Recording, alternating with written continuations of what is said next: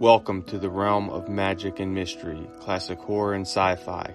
You are now entering the House of the Unusual podcast with your hosts, Eddie and Joe.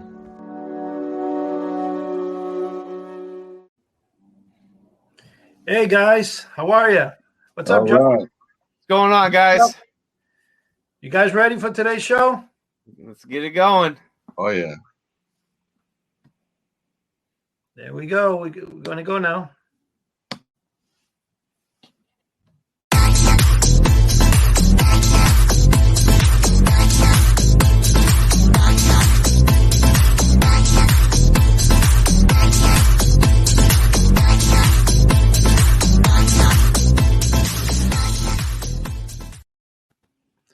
All right, guys. So, go ahead, Joe. All right. Well, thanks everybody for stopping by House of the Unusual podcast.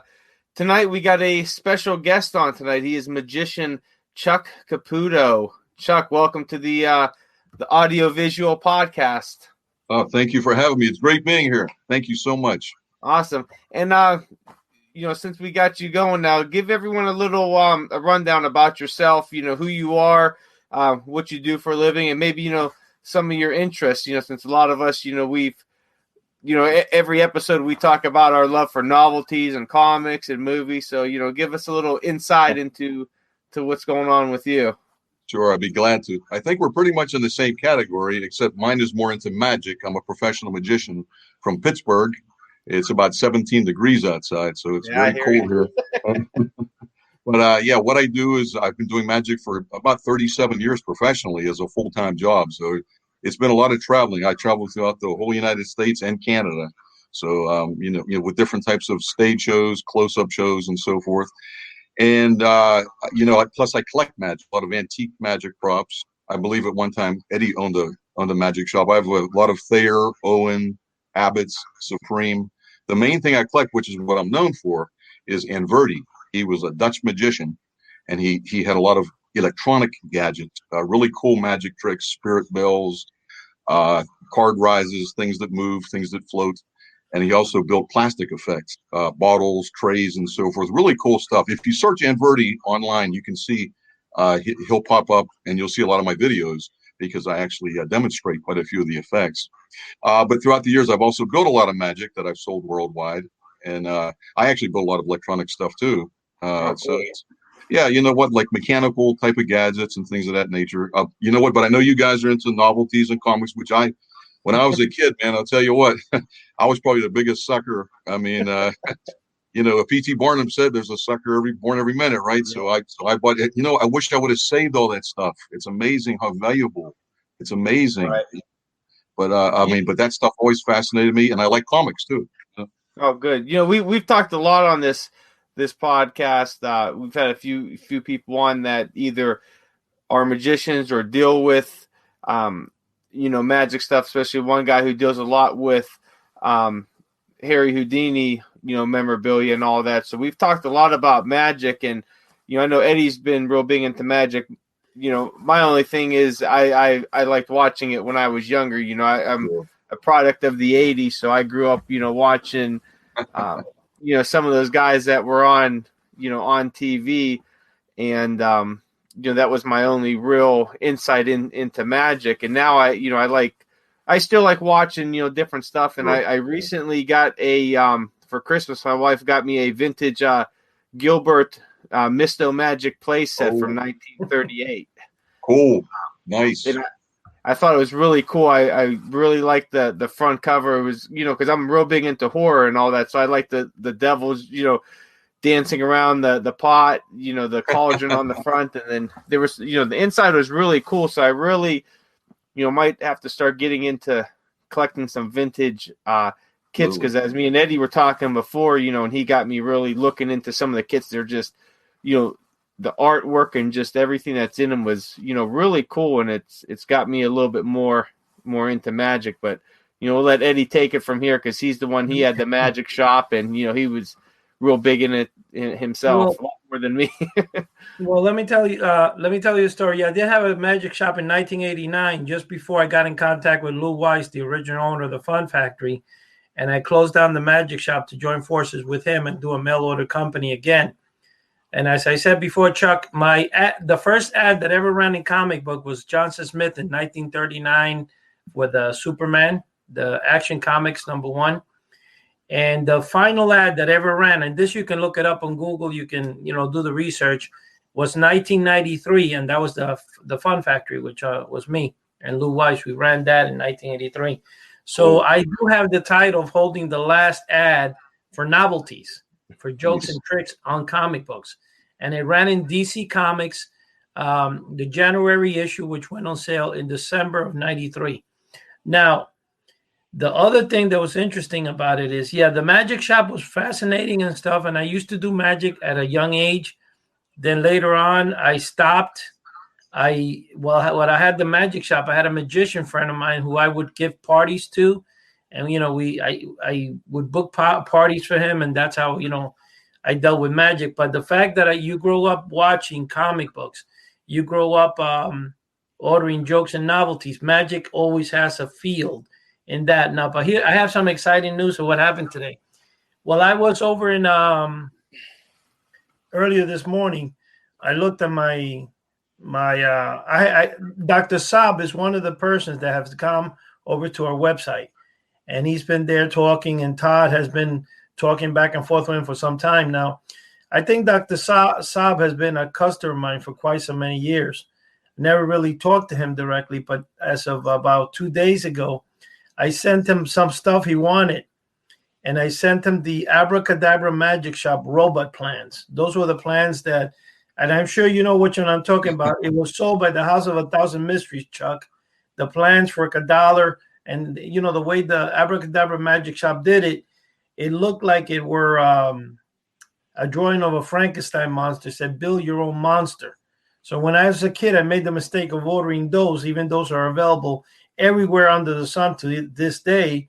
I didn't order the ones that I've been looking for 38 years now. And so anyway, I told Dr. Saab, I sent him the plans, and he's like, "Hey, I should build them." And I say, "Hey, if you build it, you live in Jersey, I'll go pick them up." And I didn't know he took it serious. So he's like, "Oh, well, there's no problem. Do you want a full size or a miniature?" So I got really excited. And I'm like, "Hey, if you can do a full size, I'm all for that." So we went back and forth, and he made this is really interesting. He made a CAD drawing of just the head, and he got me going because I sent him the photos of the robot from the ad, the original one that I'm looking for the plans and I can't find. And through the CAD drawing, I know this guy is like a genius. He's an engineer of some sort, so he's going to put it together. It's going to take, he says, it's going to be more than 6 to 8 weeks or 4 to 8 weeks. And I said, I'll wait 8 to 12 weeks. It's fine, So anyway, that's the excitement I have today because this morning we went back, and if you go to the website and you go under the forum, it'll be under, I think, House of the Unusual Delivery. That's the topic, and you could see what I discussed with him. Now, Chuck here, Joe, about, I think it was 2 or 3 weeks ago, he reaches out to me. He says, "Hey, Eddie, you're selling the Gray Leon Miniature Haunted House, the book, which is a book that's been around. I've been selling for years, but it's been sold by many magic companies, But he says, I actually had one. I built it, and I was performing. So he took the performance, which, believe it or not, Chuck, I wanted to have a clip on here, but I really couldn't because of the way it was recorded. It was on an MP3 format or MP4. And for some reason, StreamYard wouldn't let me play it. There is a way, but I wasn't ready for it today. So I'm going to leave it as that, but you did perform. And then I asked him, "Joe, would you sell me the house?" And this guy sold me. And also, I've never seen one in live. I've never seen one on eBay. I've just never seen one. It's a miniature form. And I think it would fit right into my collection. So what is the haunted house, Chuck? Can you give us a little insight on? Go ahead, Chuck. Give us what is it? Is it a magic trick or is it something else? Okay, Joe. What I tend to do is I lean towards spooky magic. You know what I mean? Yes. Now for kids' birthdays and schools, you can't do that, obviously. But for Halloween parties and so forth, you can't scare the hell out of them when they're 3 years in kindergarten. And exactly like Eddie said, there's a manuscript that was put out by Magic Incorporated for probably over 40 years now. And I bought that manuscript about 25 years ago. And I actually was fortunate enough to buy one of the Leon haunted houses, and I traded it. It was big. It was bigger than I thought. So I figured, well, I'm going to build a smaller one. So what I did was I actually constructed a tabletop version where you can carry it under your arm if you had to, because if it's too big for me, it makes it very difficult, especially with the time constraints of setting a show up. So I actually built this thing. Some of it came from a dollhouse. Other parts, what I had to do is build the whole front of the frame. What this is, Joe, is a dollhouse that's more or less, it's sitting on a table. And so I go in and I tell a story about that there was a haunted house when I was a kid. It was in my neighborhood. And so I just stand next to the house and I ring the doorbell, and it goes bing bong. And the way I have it rigged, the door slowly opens and there's a Grim Reaper standing there with his eyes flashing green. Okay. Cool. And then up in the upper right-hand corner, there's a shuttered window, and both of the shutters slowly open, and there's a ghost standing there. Okay, so then it'll close and the door will close. I snap off the front, and now you're looking in the house. So things you put in a house, like there's a slate, like an old chalk slate, it's blank, and I lay it in the house. I put a piece of chalk next to it, and I stand completely away from it, and that little chalkboard will float and rise. I ask, are the spirits with me? And written on the chalk slate, it says yes, real bold. Okay. Oh, cool. So then I pull that out, and then I have a scarf that I put inside of a bottle. I put the lid on it. I stand back, it pops up out of the bottle, and so forth. So there's a whole bunch of things, and it's all based on the original directions, but I put my own twist to it. Nice. Okay. Really cool. Yeah. So I actually used that at school shows over 20 years ago, and then for some reason I went to a different avenue, and I packed it away, and I noticed on like around Halloween time, there was a forum that I belonged to, and people were talking about spirit cabinets. So I told them that I have a fabrication of the Great Leon one, and so I videotaped it to my wife, and I put that on there, and they really seemed to get a kick out of it. But this is a tabletop one. Okay, now there's real big spirit cabinets as well, but this is a tabletop one. I think the tabletop version started in 1939 by Stuart James. He built a Cephalalgia cabinet, and so it's kind of strange sounding name, but if you Google it, if you search Stuart James, his version was a little different. There was a curtain that you slid over when things happen. See, the thing I like about the Great Leon house is it's in the open. Once you snap the front panel off, you actually see the chalkboard floating, the scarf popping out of the bottle. Stuart James just slid the curtain across and things would happen. Okay, like things would move and so forth. So I think the Leon is a little bit more visual. That's what caught my eye. It's a pretty complex thing. I mean, there's a lot of mechanics, and I added a lot to it.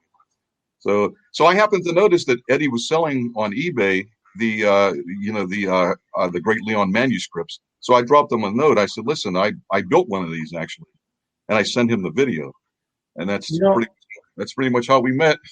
Joe, I don't know if I told you, well, tonight we were going to have Dave Harborsat here with you. Unfortunately, he had some stuff and he wasn't able to make it, but he definitely would like to be in next week or something. He wants to see if he can connect with you and stuff. But what I was going to say is, with the Great Leon Miniature Haunted House a few years ago, I would say probably in 2005, I got a call, or maybe I could be wrong, it could be more like 2010. I got an email from a guy who said he was the grandson of the Great Leon.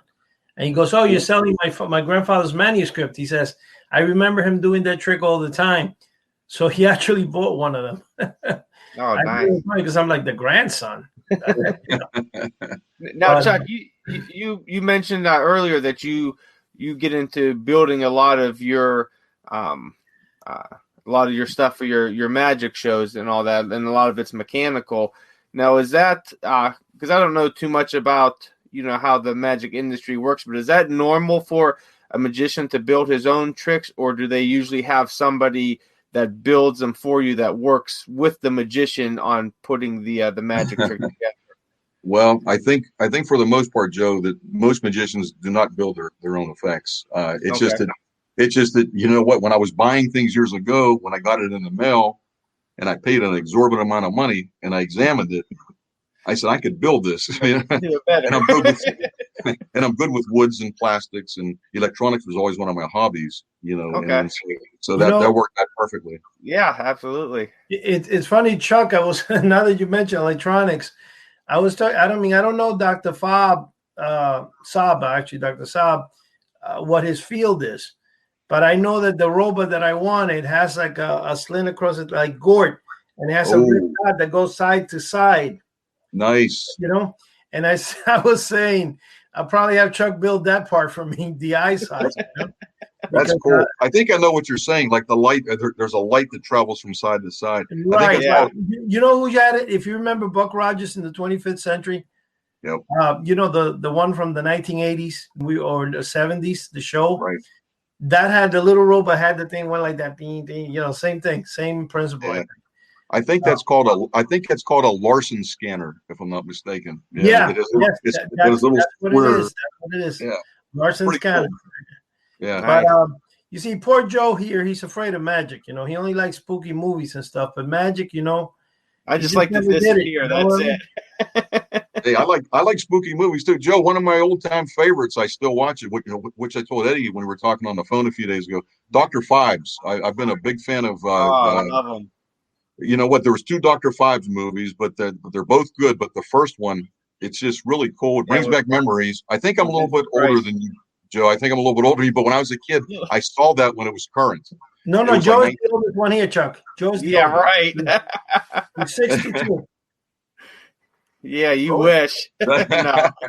The Dr. Phibes show movies, the 2 of them with Vincent Price are just they're excellent. Yeah, I go back even further. I like a lot of the silent horror movies. Absolutely. And then, the stuff from the 30s, especially stuff that's that's pre-code, because you don't get those watered down scripts where they're trying to adhere to the strict ridiculous codes that came out. The same thing happened with comic books into the 50s and the 60s when they got coded as well. You used to have EC pumping out these great stories with great artwork, and then everything gets watered down. But yeah, I like a lot of that pre-code stuff. But even movies from 50s and 60s and a little bit into the early 70s are cool as well. But yeah, I like a horror aspect to magic. I think that would be something really cool to look into. I didn't know there was anybody really doing anything like that. Now, are you the only one that does that, or is that a big genre, I guess, in the magic industry? It's a big genre. It's a lot of people into spooky magic. In fact, that's what made the spook shows in the 1940s and 50s so famous. Exactly. But even today, spooky magic is done by a lot of magicians, Joe. A lot of magicians. Now does that come because now I just a little bit that I've looked into magic, and I've talked to Eddie about this, and Dave Harversat, who does a lot with the Houdini memorabilia and a lot of old magic memorabilia. I really like those posters where you see like the ghosts, the skeletons, the seance. Those are beautiful. Stuff like that. So was that actually like the start of spooky magic, or was that where spooky magic came from? Yeah, I tell you what, here, as far as I can tell, here in the United States, I think spiritualism started right here in about 1850. It was with the Fox sisters from New York. Okay, and there was 3 sisters, and they claimed they had psychic ability. All right, and then it turned out that they were pretty much a fraud. What they were able to do, believe it or not, was snap their toes and their ankles to make it sound like ghost wrappings. You know what? I read something about that where they were doing that, where they had to practice that for so long, and their bones actually were deformed, so they practicing so much that they were able to actually do those toe tappings.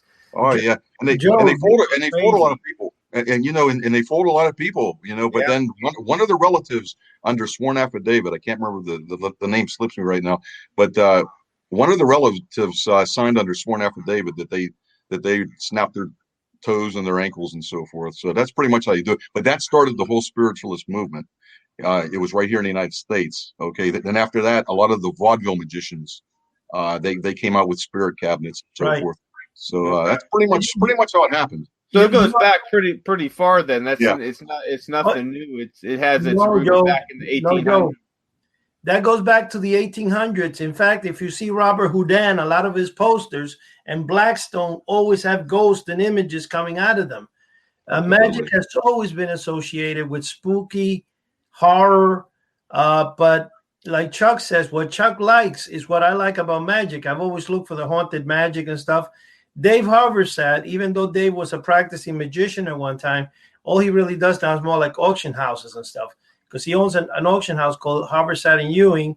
And what he does there is, he sells those $100,000 posters that people put, for sale through his auction house. And in fact, David Copperfield, I think, was one of his biggest customers. The thing is, though, like with spooky magic, which I know you would love, Joe, is if you go on eBay or Amazon and you I don't even want to look because I want to start buying stuff. No, there's a finger like this. Let me see if I can get in the camera. Finger like this, and there's a piece of wood.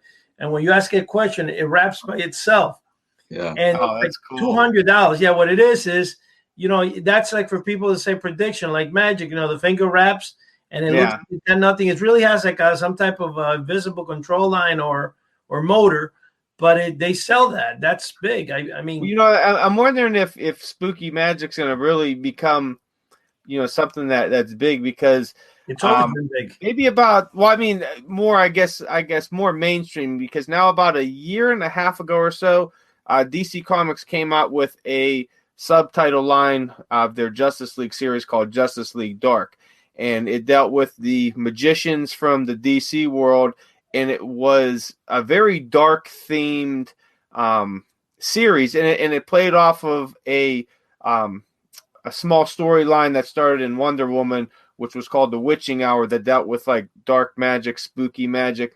But the Justice League Dark dealt with a lot of like spooky magic subjects and all that. And it's even being made into a show on HBO. So I'm wondering if, maybe spooky magic can become a lot more mainstream, because that's what the comic books revolved around.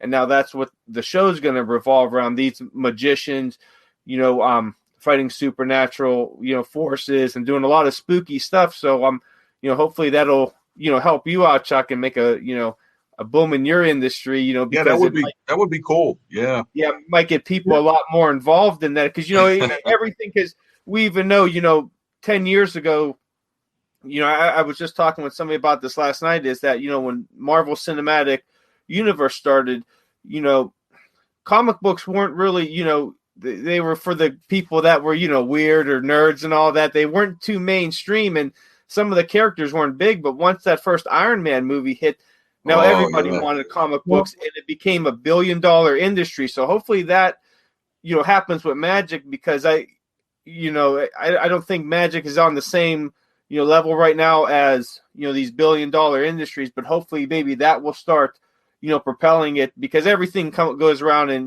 cycles. Exactly. So hopefully that'll start making it bigger, and you'll start getting more people, involved in it. You'll start seeing more, shows on TV, maybe more movies about it, more live shows. So, Joe, do you think something like that is possible, or?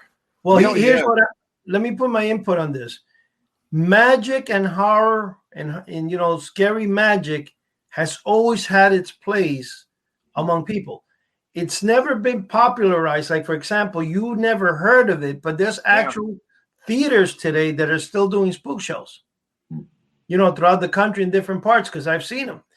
The problem is that some people don't hear it unless you like magic. But one thing about magic, no matter where you go. Yeah, but no matter where you go somewhere and you do a magic trick and somebody says, "Oh, I like that. I like that." That's why magic does so well. In fact, if you look right now on eBay, there's about at least 130 different magic shops. They're still there. The old-fashioned magic shop that doesn't close, that's there forever, they're far and few in between. A lot of them have gone out of business, not because people don't buy magic, but people are now buying it online. And I don't competing. What's kind of sad, and we've touched on this before, Eddie, because I'm in Youngstown, and I've never heard of a magic shop in Youngstown that I know of or remember. you would either have to go out to Pittsburgh or to Cleveland. Pittsburgh's an hour from here, Cleveland, hour and a half to find any magic. And the only real magic that, I've ever been introduced to through my lifetime was either on TV. You had what was the guys with the Tigers, Siegfried and Roy, or you had Roy, Keller, or who was the other popular one during the guy from Radio City Music Hall, the long hair guy. What was his name, Chuck? Yeah, Chris Angel. No, back in the 80s, going back further. Doug Henning. Doug Henning, Doug Henning until he died. He was. Yeah. Oh, he was fantastic. So I was only introduced to stuff like that, or if it was live, hey, look, I could put a pin through a balloon, or make do something, very childish. I was never introduced to, seeing, very good magic or spook magic. So I'm kind of excited to, start learning about this now. You did one right now. You froze in time and you went, and then I'm already on my road to it. Hey, that was pretty spooky. But I tell you what, Eddie brought up a good point. Most brick and mortar stores, the majority of them are closing. The last shop in Pittsburgh just closed a couple of years ago. And there was one in Greensburg, Pennsylvania. He was a very good friend of mine. He closed up. So most are online, because when you have a brick and mortar store, I mean, you have to pay your bills. Yeah. And so that makes it difficult. And you brought up a point, Joe, too, that was very interesting. Magic does go in cycles. You're exactly right. About 20 years ago, there was World's Greatest Magic. It was on every year. Everybody used to look forward to watching it. And magic shot through the roof. I mean, it was really unbelievable. So that helped a lot. It really did. Just like anything. I mean, we see, records, starting to make a comeback. Even VHS is starting to make a comeback among some collectors. Sports cards. So, I'm hoping magic starts making a comeback, and it would be nice to see some, actual brick and mortar stores where as much as we all love online and the deals and all that, there's nothing that beats walking into the store and just being amongst all the stuff, especially like I'm a big comic book guy, and I love going into the stores and smelling the paper and looking at the books, so it'd be nice to go into a magic shop like that, but I don't know any that are near me. Let me tell you something. In St. Augustine, Florida, there's a magic shop there that's been there about 40 years. It's called Theater Magic, and I'm sure Chuck knows what I'm talking about. Yeah. And he's been getting pretty popular. The kid that works for him in Theater Magic impressed me like crazy. And the other thing, Tannen's Magic Shop, PC, and Chuck knows that Tannen's Magic Shop is like the second oldest in the country, because Marquita Magic, or Flosser Horn Magic Shop was the one that was older. But even though they're still in business, but Flosser Horn is all online now. He closed his shop, but Tannen's, what Tannen had made really popular in magic was the mystery box. They had a magic mystery box that they sell for $25. That was cool. Yeah, it was cool. Now, the magic mystery box, what made it really famous, it made a debut in Wire magazine. J.J. Abrams, the producer, said that when he was a kid, he walked into the shop, he got the magic box, and then he kept it, never opened it, because then it wouldn't be a mystery anymore. And it was kind of funny, though, because some guy was online the other day, and I'm watching him for 20 minutes, a magician, and I'm saying, he's about to open the box, and you know what he does? He takes the box out of a box, and then he does like J.J. Abrams says, at the end, you know what? It's better to keep it a mystery. If I open it, then it's not going to be a mystery no more. And I'm like, what? I waited 20 minutes, and now you're not going to open it, So he got me there. But the point is, anyway, I turned around and I ordered two for myself. Chuck, I have a question. Okay, Eddie sent me this a couple months, maybe a little bit longer than a couple months ago or so, and I've never heard of it. And I read a little bit of the pamphlet, and I thought it was very interesting. But let me see if I could get it up here on screen. Bat Magic by Ricky Dunn. Have you ever heard of that? I know who Ricky Dunn is, but I've never heard of Bat Magic. No. It's pretty cool if you get a chance, or if Eddie could send you one. It's really, I don't know. It's very weird. Everything's kind of bat related. There's even like some Batman stuff in it. But Ricky Dunn, who was he? Was he a popular magician, or he was a pickpocket, I believe, if I'm not mistaken. No. He was. He was. What kind of stuff are you peddling, Eddie? You know what? I'm just about positive. If I remember right, his stage act, I think it's him. He would call people up. It was hilarious. I mean, he'd have your watch, he'd have your necktie if you're a guy. I mean, it was unbelievable. I believe that was Ricky Dunn, if I'm not mistaken. He was a professional pickpocket, but he did a nice magic type of show with that. I think he's gone. I think he passed away. If I'm thinking of the right person, I mean, I don't want to. Yeah, he did. But you know what's funny though? You reminded me there was a magician. I forgot his name. A professional magician that he passed. Let's put it this way: he got married to this woman that worked with me in the hospital a couple of years ago, and he passed away. And then the woman, I think his children called the ex-wife and said, "If you want his magic stuff, you better get it because we're going to dump it all." And she says, "It's sad it's going to be lost." They go, whoa. What do you mean lost? 1 second. I have a van. You have a car. We can go up there and fill it up. And that we did. I must have picked up about 472 magic books, DVDs. A collection of Genie magazine from the 1930s and 40s. Oh, some great stuff. I got over 700 issues. But the point is that I forgot his name. I'm trying to remember because he signed Carliti. I forgot the name because everybody knows the amazing Randy. Randy was from Paterson, New Jersey. Paterson, correct? Yeah. And he followed doing Houdini stuff, like escaping from things. And one thing about, like, again, Joe, if you look at any magic stuff, very few magic doesn't deal with some type of horror. Like, for example, absolutely. The arm chopper, head choppers. Coney Island. Coney Island had those machines, that fortune-telling machines. Why would they? I mean, everything behind magic and carnivals has horror in it. Yeah. You just haven't been looking, Joe, but I'm telling you, everything has horror. And I've been attracted to it because of that. It's fantastic. That's why I kind of like a lot of the vintage stuff. I mean, especially because I'm a big art guy too, so I like the the artwork, especially with the ghosts, the skulls, gorgeous.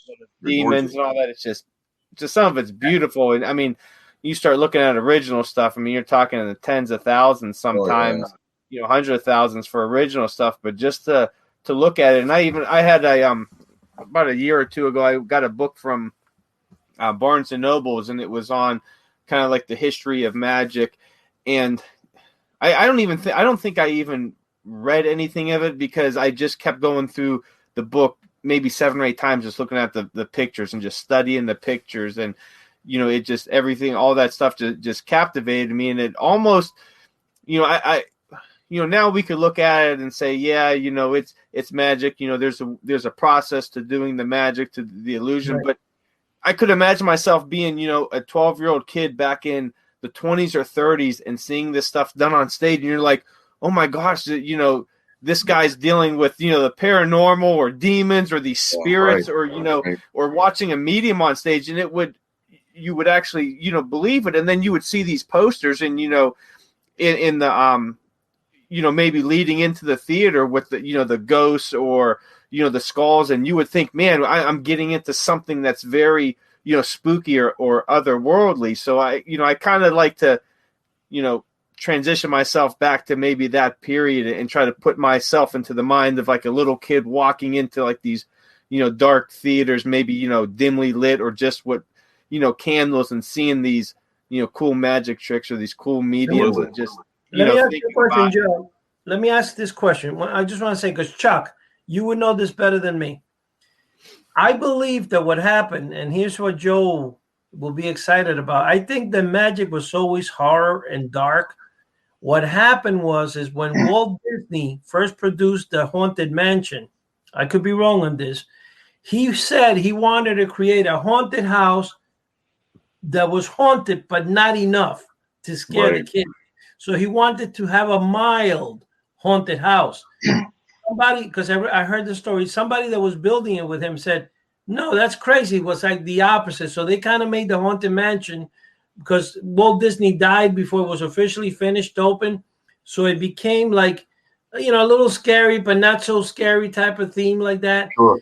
I think what they did is they started putting in the late 60s, they started putting on magic because so many kids was watching it. They started making magic a little more mild and less scary. And that's where you got the parties for kids and stuff like that. Right. Before, you didn't do parties for kids when you were a magician in the 40s and 50s. You performed in the theater. You performed a lot. Am I okay in saying that, Chuck? I mean, absolutely. You better than me. But absolutely. There's a few guys that I knew over 35 years ago. They were older back then, and they were good friends of mine. I became good friends with them. They were local Pittsburgh magicians who performed in clubs.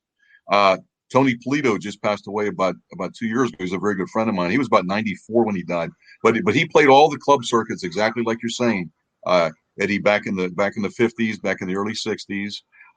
You know what? I was fortunate enough to know Del Rey. Some of the viewers, which I'm sure probably know who this is, he was a legendary magician here in Pittsburgh. He was probably, in my opinion, overall, the best magician that I think I ever saw.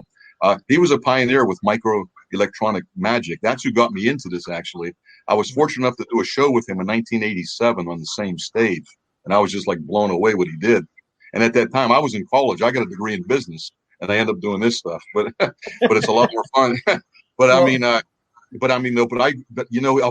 was friends with Del Rey for over 30 years, and he was a fantastic magician. And one more thing that Eddie brought a point up about the vintage magic. Yeah, that's very important. You know what I recommend to younger kids is to read. You know what, the old time books, the Tarbell books. Right. Tarbell, yeah. Yeah, the old Tarbell ones, the Professor Hoffman books, the Greater Magic. Some of the principles in there are so old that they're new. I mean, like, I actually use these principles in a lot of these things that I make, and like the younger people are going, "Whoa, where'd you get that?" Well, it's from a book that's 100 years old. So you have to read. See, that's the thing about it. Chuck, that's funny you brought that up, because my next question to you was going to be is, for these, young kids or even young adults that want to get into magic, there's so much out there now, and so many different places for them to look, and they're probably overwhelmed or could be overwhelmed. What would be your advice for people just starting off with magic, no matter what age they are? Yeah. What I'd recommend, Joe, would be first of all, if you have a local club in your area, like Pittsburgh has a ring, which is a magic club. That's for the IBM, which is the International Brotherhood, the International Brotherhood of Magicians, and there's the SAM, the Society of American Magicians. I'd recommend that they find a local club. That way they can fellowship with other magicians. Okay. And then the other thing I recommend, which is what Eddie was saying, if you can patronize the brick and mortar stores, like he said, Tannins, there's a wonderful place that's been around for over 100 years, around 100 years, in Michigan, Abbott's, Colon, Michigan. My wife and I went to their get-together 2 summers ago. It was fantastic. It was a whole week of magic. I mean, it was unbelievable. And they're nice people, so I would look up Abbott's Magic, Tannins Magic, Hocus Pocus down in California. That's a fantastic place. So stick with the brick and mortar places, talk to other magicians, learn some moves. You know what? I actually specialize in sleight of hand too. I don't want you guys just to think I'm a button pusher, because I'm not. No. I actually specialize with this complex sleight of hand. Yeah, there's also a magic shop in California. My brother went to it. I've never been to it, but it's Houdini Magic Shop. Absolutely. It's very big. You know what? To be honest with you, Joe, David was making fun of me because he's like, "What are you going on a shopping spree for magic now?" Because I've been buying anything that's spooky. I usually look up haunted magic. And you get the linking ring. One of my favorites is the hilarious haunted hanky from Loftus Novelties, because the old one has the most beautiful artwork in that envelope you could see. You ever seen that, Joe? No. Oh, okay. I gotta show it to you. The hilarious haunted. You know what I'm talking about, right, Joe? Chuck. Absolutely. Chuck, this is the thing that's funny too about why a lot of the stores, I think, close. When you make magic, or when you sell magic, you would sell a cheap old booklet stapled on the side as a plan. You sold it for $20, $30, and people would pay for it. For example, one of the best tricks, I think, in my opinion, is the appearing cane. And this, Absolutely.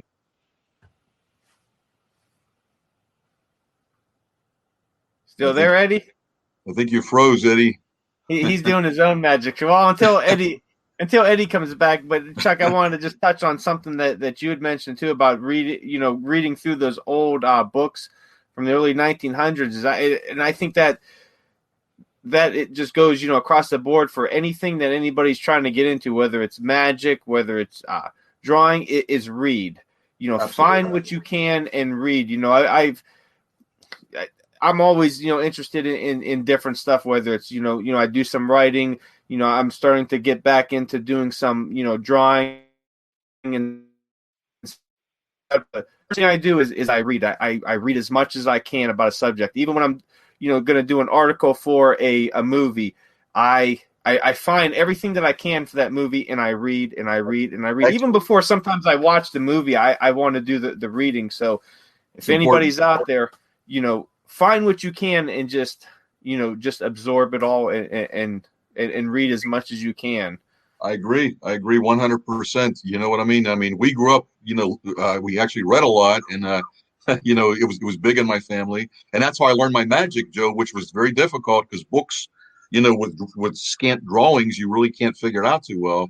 I think the younger kids growing up now, they're at an advantage because they have YouTube and so forth, where there's a lot of tutorials, you know what I mean? Right. But it's very important. You have to know the subject. I mean, I probably have over 1,000 books on magic alone. That's quite a library. Yeah, I got quite a collection. It's actually out of control. That's why I'm trying to sell a few things here and there. But, it's never out of control, man. It's I've got tons of books myself, and I've got reference book on top of reference book for everything, and I always find myself going back to it. And even one of the things I'm because I'm starting to get back in. I used to do art a long time ago, so I'm just starting to get back into it. And I remember back in had to be grade school, maybe in the mid 80s, there was this in the library at the school, there was this old art book on drawing like cartoons, and it was I remember being just the very basics, and I've been trying to find that for years now. Like I remember the cover. I don't remember the name of it, but I could recall the cover, a yellow cover with some cartoons. If I seen it, I would know it. But no matter how old some of these references are, because a lot of people think that they have to buy new books, but if you go back to the old stuff, the information is just as good, if not sometimes better. Like you said about the magic tricks, going back to the early 1900s and finding stuff, because people might have forgot about that or haven't used that stuff in 50 years. So now you're bringing it new. Oh yeah. Hey, that's what's great about Eddie, because I mean, man, he's really into the Johnson Smith, the Honor House, the Gale House, which is stuff we grew up on in the comic books, and that brings back memories. It's amazing. It's really, I mean, I had a lot of that stuff. I have a couple things from my childhood from Johnson Smith. Someday I'm going to put together like a little showcase for it, and I'll show you guys the stuff I have. It's very minimal, but that brings back memories. That's what's great. I like talking to, Eddie about all this stuff, because man, he's very knowledgeable, and he's bringing this stuff back. He's bringing it back. It's great. Yeah, hopefully that like we talked about, everything comes around in circles. So hopefully that's the same with novelty and magic. But I want to touch on you mentioned at the beginning that you travel a lot doing your magic through, United States and Canada. What are some of your favorite places that you enjoy going to and performing, inside the States and outside? Yeah, I tell you what, I was in a few lounges out in Las Vegas performing, and that's just a cool place. It's everything right now is pretty much shut down, but I mean it's just a neat place. I like to go to the conventions in recent years. I just started getting back into that because the kids are older now. We have two boys, Michael and Nick. Michael's 28, Nick is 25, and they moved out, so it's kind of nice they're on their own now. But yes. As my wife and I started to get back into the conventions, which is neat. I mean, because you talk to a lot of magicians and you socialize, and that's a neat thing. There's like a strong brotherhood there, Joe. You know what I mean? And but Oh, yeah, I can but there's, imagine. you know what, the main thing I always enjoyed doing, probably the most amazing things I've done in magic is at schools. I've always liked to perform at school shows. I don't know exactly why, but there's a feeling there that you get a good vibe from the kids. And I also use Are those still pretty big? Doing the schools? yeah. Prior to it, I had quite a few booked actually, and I'm doing a few online actually on Zoom. You know, which is there's like 150 kids watching, and you really can't see them. Once in a while, a face pops up. You know, Yeah. but it's kind of neat. Schools are neat, and I use a safety program for a live school show where I have big posters and I teach the kids how to cross streets. You know, getting in and off the school bus, things of that nature. You know, but You're tricking them into learning. yeah, exactly. Yeah, but schools are cool. I always like them the best. I don't know why. There's like a vibe that comes back to you. You know what? Because the kids are like sitting there, you know, like they're in awe, which is pretty much what we were when we were kids. So that's kind of neat. But schools are my favorite, you know, out of any kind. Oh, very good, very good. So we're gonna be wrapping it up here. So give everybody. Do you have a website out there? Are you in social media or anything like that? Yeah. You know what? If the viewers would like to see some of my creations and actually me demonstrate some of the Inverti magic from Tony Inverti of Holland, go to YouTube, okay, and search. Go open the block and search magician Chuck Caputo, okay, or you could search my wife Sherry Caputo. She films a lot of it, so she has a YouTube channel also. That's Cheri. That's how my wife spells her name. Caputo, Caputo. Okay, and if you go to my website, that's like pretty much for clients. I mean, there's like really nothing new on there. But I mean, but you could Google my name. It'll take you to the website if you want to do that. But if you want to see me perform the haunted house, which is what Eddie was just talking about, Hey, there he is. He's back and kind of sideways. Listen, I don't know. I mean, my computer has just totally frozen. I'm hosting you guys. And there you go. How you doing, Eddie? Let me try to do this. Okay, that's there you better. go. Well, we'll have all your Chuck. We'll have all your links and all that in the description and everything as well. Okay. And the only other thing I wanted to mention to the viewers out there, like if somebody's, you know, sure. If they're like getting into magic, particularly, read a lot, like we said, and try to build stuff. I mean, you really don't know what you can do until you try. You know what? I started 30 years ago building electronic magic. I started with RC cars, and they work off of common frequencies, channel 27 and channel 49. And from there, I migrated to the key fobs where they're up in the 800 megahertz. You know, so I mean, you really don't know what you can do until you try. You know what I mean? So I would recommend to try and build what you can too, because it's very gratifying.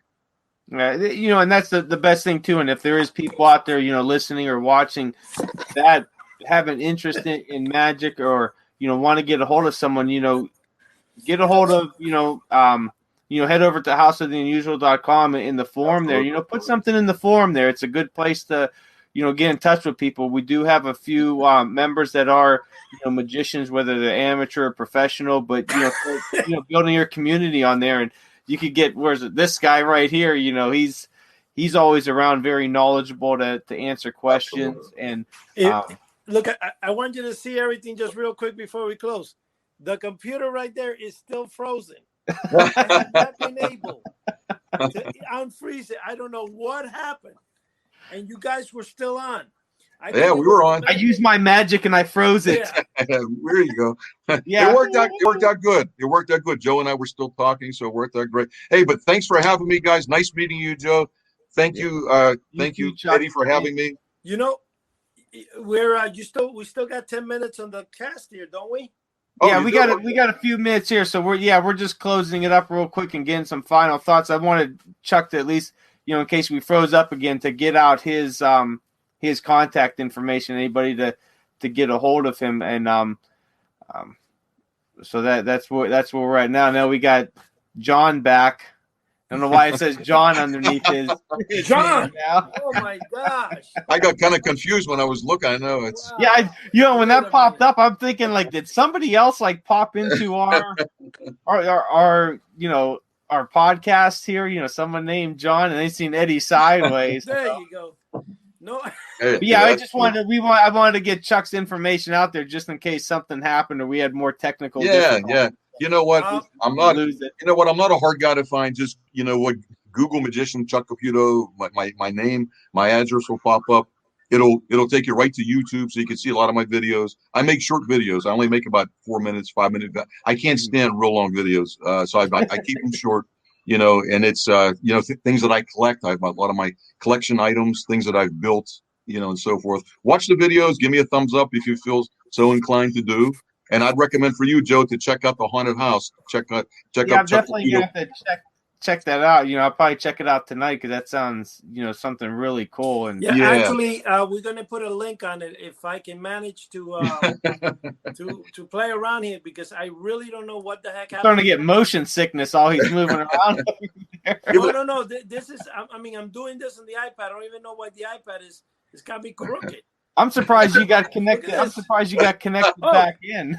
Now I'm back. Hey, when you do stuff live, that's what happens. What are you gonna do? See? Yeah, there's always some type of technical difficulties, but that's the gem of doing something live. Yeah, you know what? It's better to pre-record it because of that reason. Yeah. Hey, it shows you're human, right? I mean, there's nothing wrong with that. It shows you're human, right? I think that it's kind of weird though, because I've never seen anything where, and I'm not kidding you guys. Look, we're still here. Still frozen up. Wow. The computer will not turn off, and I don't get it. I've never seen anything like it. I think this is what it is. This is the frozen time frame. You guys will be frozen in time. The image that will last. That's not a bad picture, man. You put that up on as our thumbnail for the. But I can't even capture the thing because I don't know what happened. The whole is it the whole computer or just the screen? The whole computer's frozen. Wow. It's been, I can't turn it off. It won't respond. I close it, right? So turn off. I reopened it and look. Wow. So I had to run to the iPad, but you know what? You know what, Chuck? Speaking of technical difficulties, how much? If you do you put together a new trick, how much time and effort goes into that trick to make sure that it performs correctly, so that you don't have technical difficulties on stage? That's a very good point, Joe. I tell you what, if I learn something new or if I create something, it takes a few weeks to rehearse it and to get it down pat.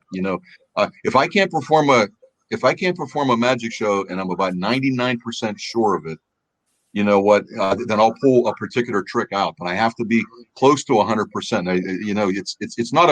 It's not a guarantee. I mean, I've actually made mistakes. I mean, I've dropped things occasionally, and something didn't quite go right, but you don't call attention to it. You know what? The show goes on. You can't. Yeah. You can't stop. You can't. I always wondered about that when magicians, when they're on stage, because they're doing it live in front of a live audience. Whether Absolutely. They're farther back. What happens when a mistake is made, because I'm guessing. Well, look, what if you make a mistake, that could be detrimental to a trick, right? Oh, absolutely.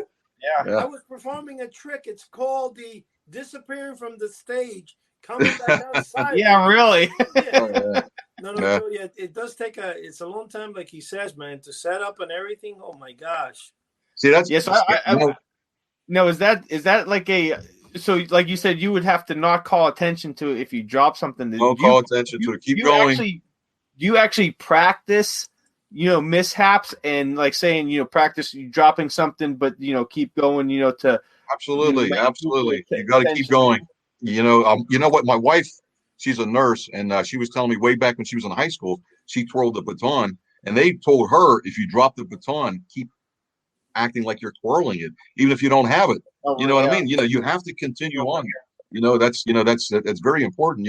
I mean, things happen. With cards and so forth. Like a card might fly out of your hand occasionally. I mean, it shouldn't. I mean, with all the years I've been doing it, but if I'm being completely honest, things happen, and I'm only a human being. I mean, so what? You just got to cover it up. You got to keep going, man. Nobody's perfect, and if you do a trick, 1,000 times, the more you do it, the more the odds are is that. Mistakes gonna happen. So, I always thought, man, these magicians, they put all this time in, and if mistakes made, like me, I would pucker up and be like, what the heck happened? But you in reality, you would have to keep going and move their attention, somewhere else, and just keep moving on. That's the only thing you wouldn't be able. The only thing you wouldn't be able to recover from is if you blatantly tripped and fell. Or I mean, if you would, that would be bad. Well, I mean, I won't. This is the deal. I've never had technical difficulty. My friend Joe here always has technical difficulties. It's always my fault. They come from me, the technical difficulties. I mean, I've never seen a computer freeze. It's a Chromebook, but it's a $900 Chromebook. It's not a cheap. It's got 8 gigs of RAM. Why did it do that? I have no idea. It's still frozen. I have no idea what's happening to it, but it made me scared because I could lose a lot of information on that computer. Well, we got about 4 minutes here, so let's wrap up. What are your thoughts? What final words of wisdom do you have out there for people listening or viewing? Now you froze, Joe. He was freezing. I didn't quite hear that, Joe. What did you say? What are your final thoughts? What final words of wisdom do you have for people out there, listening or viewing us?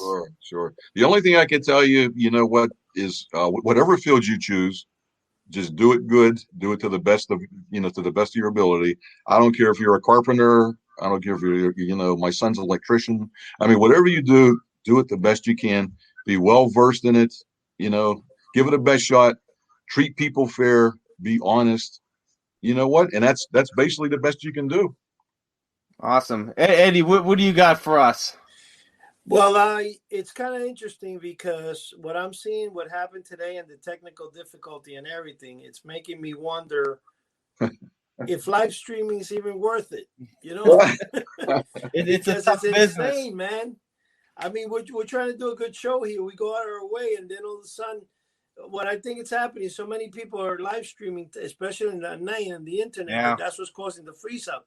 Because whatever it was the internet, and I have 1 gig up and down. So I know we discussed, and we'll have to talk about it further about maybe just strictly going to audio and just doing the podcast, and maybe keeping the YouTube for special events or special interviews where the visual aspect of it might be a little bit more valuable. So everybody out there, stay tuned, and we'll have more information. And definitely everyone out there, go to houseoftheunusual.com.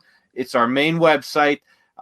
Tons of stuff to do on there. Eddie has a bunch of videos showing his collection, showing some different, vintage and newer items.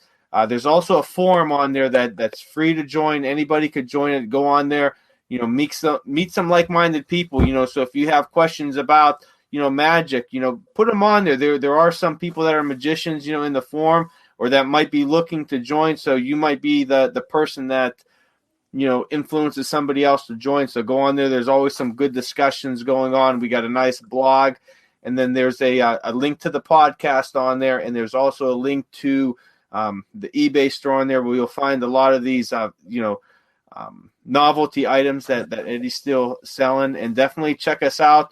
If you're listening to us, check us out on YouTube at House of the Unusual.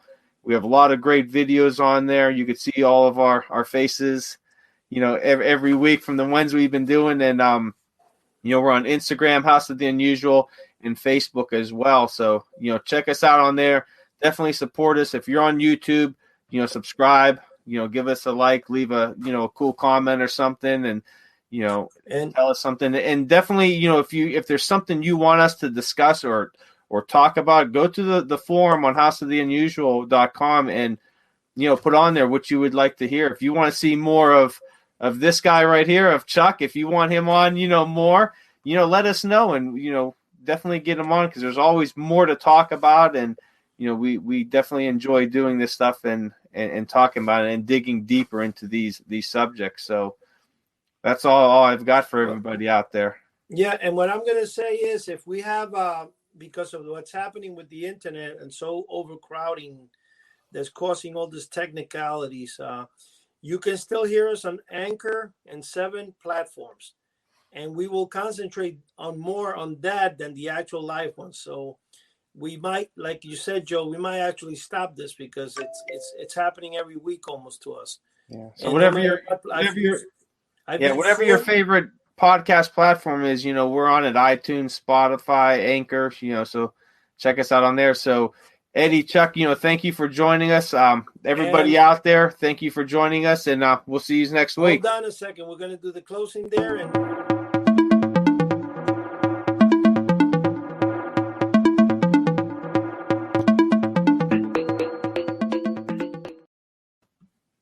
bye, guys. Okay, thanks, guys. Okay, bye-bye. There we go.